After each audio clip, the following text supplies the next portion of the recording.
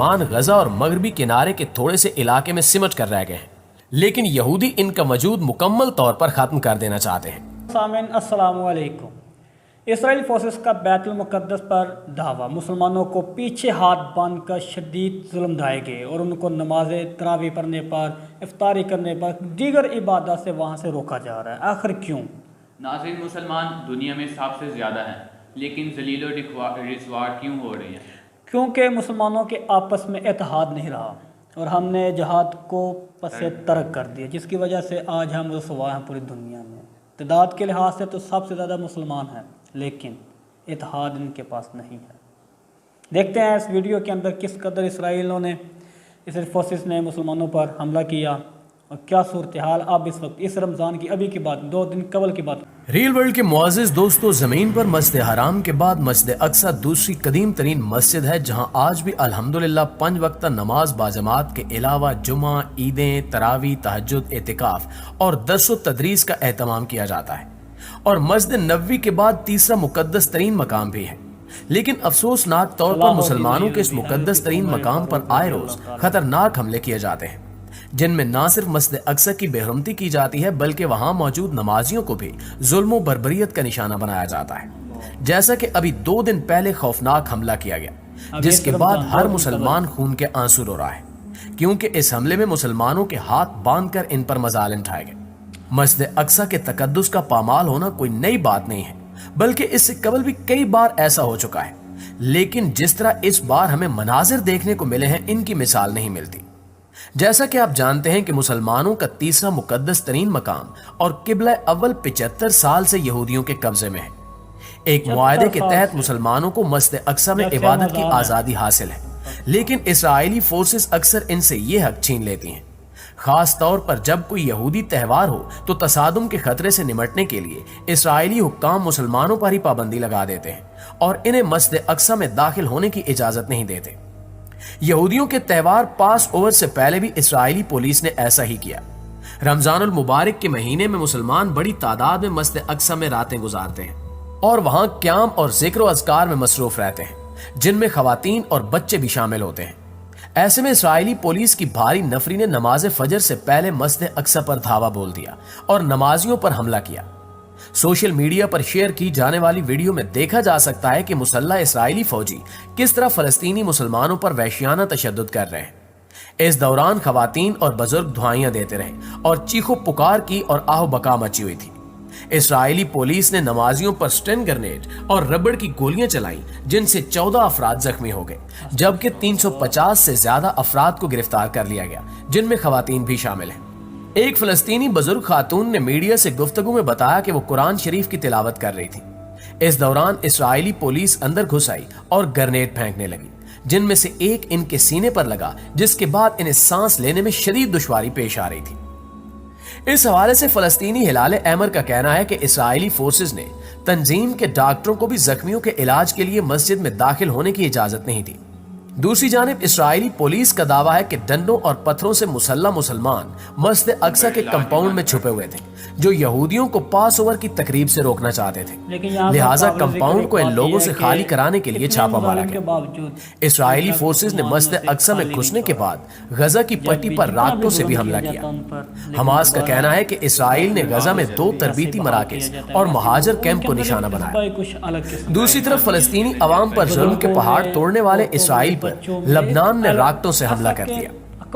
عرب media کے مطابق لبنان سے اسرائیل کے شمالی علاقوں پر راکٹوں سے حملہ کیا گیا، جس سے یہودی بستی میں آگ بھڑک اٹھی اور 2 افراد زخمی ہو گئے۔ مختلف رپورٹس میں کہا گیا ہے کہ لبنانی سرزمین سے 100 کے قریب میزائل شمالی اسرائیلی علاقے میں داغے گئے ہیں، جبکہ اسرائیلی فوج نے داغے گئے میزائلوں کو فضا میں ہی تباہ کرنے کا دعویٰ کرتے ہوئے کہا ہے کہ راکٹوں کا ہدف مغربی الجلیل میں یہودی بستیاں تھیں۔ راکٹوں کے ٹکڑے لگنے سے 2 اسرائیلی شہری زخمی ہوئے، جبکہ صہیونی فوج نے جوابی کارروائی کرتے ہوئے جنوبی لبنان کے علاقوں پر گولہ باری کی ہے۔ تازہ ترین صورتحال پر غور کے لیے وزیر اعظم نیتن یاہو نے فوج اور سیکیورٹی حکام کو طلب کر لیا، جبکہ عرب میڈیا کا کہنا ہے کہ لبنانی فوج بھی اسرائیلی سرحد کے قریب علاقوں میں پہنچنا شروع ہو گئی ہے۔ دوستو، یاد رہے کہ مقبوضہ بیت المقدس میں واقع الاقصی کمپاؤنڈ مسلمانوں، یہودیوں اور عیسائیوں تینوں کے لیے مقدس مقام کی حیثیت رکھتا ہے، मुसलमान इब्तिदा में मस्जिद अक्सा की तरफ रुख करके नमाज पढ़ते थे, इसलिए इसे किबला अव्वल कहा जाता है। शब महराज को रसूल अकरम सल्लल्लाहु अलैहि वसल्लम को मक्का मुकरमा से मस्जिद अक्सा लाया गया था। इस वाक़े और मस्जिद अक्सा का जिक्र कुरान में भी मौजूद है।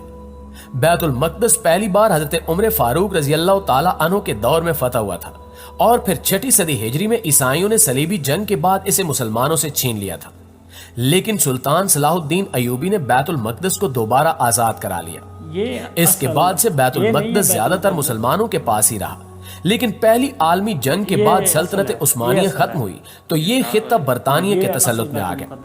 बरतानिया ने दुनिया भर से यहूदियों को लाकर फलस्तीन में बसाना शुरू कर दिया। 30 की दहाई में जब हिटलर ने जर्मनी में यहूदियों पर जुल्म ढाए तो ये सिलसिला बहुत तेज हो गया। जर्मनी, पोलैंड और दीगर यूरोपीय ममालिक से यहूदियों की बड़ी तादाद फलस्तीन का रुख करने लगी। मकामी फलस्तीनी बाशिंदों को बेघर करके यहूदी बस्तियां कायम की गई, यहाँ तक कि मुसलमान अकलियत में बदलने लगे और दूसरी जंग अजीम के बाद बरतानिया ने इक्तिदार यहूदियों को सौंप दिया।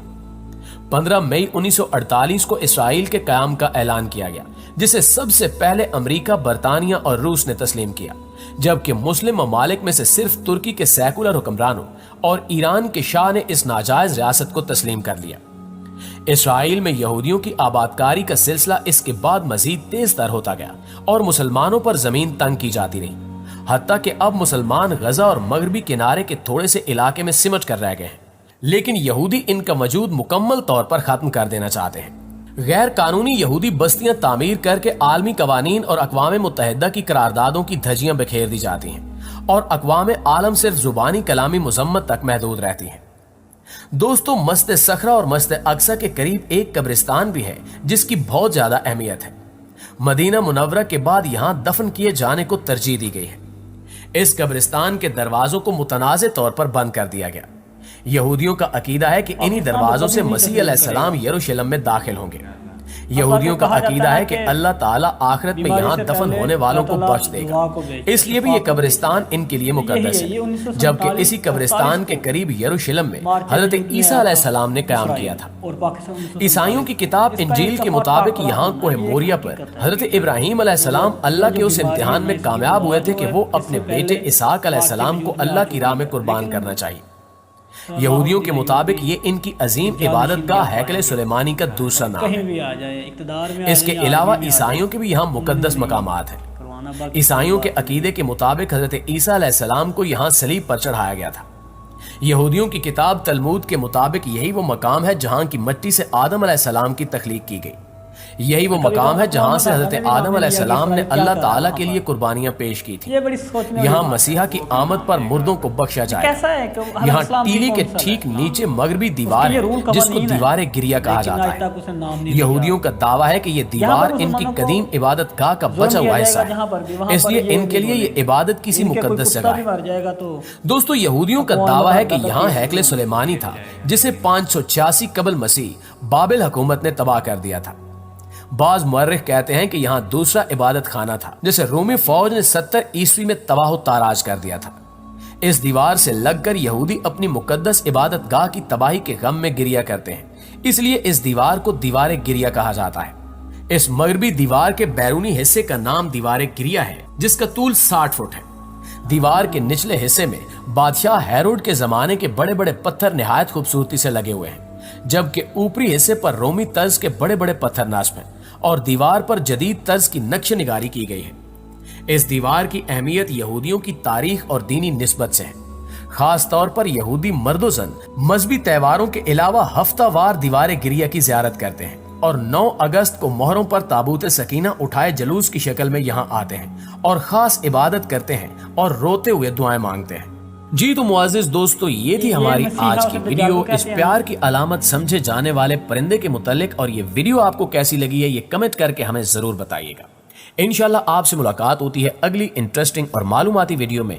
तब तक अपना और अपने प्यारों का ढेर सारा ख्याल रखिए। फलस्तीनी मुसलमानों को पर मुजालिम करता रहेगा और ये मुसलमानों के जो 56 ममालिक इनकी खामोशी कब तक बरकरार रहती है और उन बहादुर मुसलमानों के कब तक जज्बे बुलंद रहते हैं। हमारी तो अल्लाह ताला से ये दुआ है कि अल्लाह ताला जल्द से जल्द हमारे वो मुसलमान भाइयों को आज़ादी की नेमत से मालामाल फरमाए।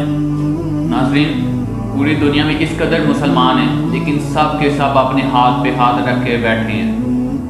ان کے اندر آج جذبہ ایمانی جو ہے نا وہ ختم ہو گیا. نہ خالد بن ولید نے آنا ہے, نہ عمر بن خطاب نے آنا ہے. مسلمانوں کو اب خود ہی ہلنا پڑنا ہے. ساری بات ہے, ہاتھ پہ ہاتھ درے یہ منتظر, وہ معجزے نہیں ہوتے جب تک آپ کو بدر جانا پڑے گا. جب آپ بدر جائیں گے تو پھر اللہ کے فرشتے آ جائیں گے. ہمیں سب سے پہلے چلنا پڑے گا.